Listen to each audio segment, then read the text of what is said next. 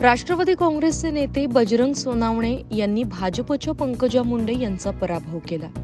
या निकालानंतर विधानसभा डोळ्यासमोर ठेवून अनेक राजकीय नेते भूमिका घेताना दिसतायत।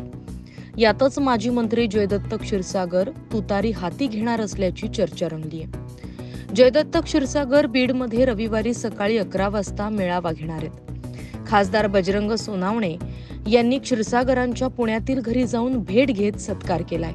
त्यासह पक्षश्रेष्ठींसोबत बंद दाराआड बैठका झाल्यात। त्यामुळे ते राष्ट्रवादीच्या मार्गावर असल्याचं सांगितलं जातंय। त्यांनी तुतारी हाती घेतल्यास आमदार संदीप क्षीरसागर आणि जयदत्त क्षीरसागर काका पुतणे एकत्र येणार आहेत। आमदार आणि मंत्री राहिलेल्या जयदत्त क्षीरसागर आपल्या राजकीय कार्यकाळातील सर्वाधिक काळ शरद पवार यांच्यासोबत राहिलेत, पण त्यांचे पुतणे संदीप क्षीरसागर यांनी राजकारणात एंट्री केली। त्यानंतर राष्ट्रवादीनं जयदत्त क्षीरसागर यांना बाजूला करत संदीप क्षीरसागर यांना बळ दिलं। त्यामुळे नाराज झालेल्या क्षीरसागर यांनी राष्ट्रवादीला सोडचिठ्ठी देत शिवसेनेचा धनुष्यबाण हाती घेतला।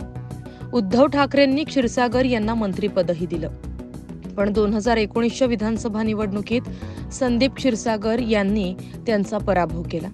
यानंतरही क्षीरसागर शिवसेनेत सक्रिय होते, पण काही कार्यक्रमांना प्रोटोकॉल प्रमाणे उद्धव ठाकरे आणि अन्य नेत्यांचे फोटो वापरले नाही।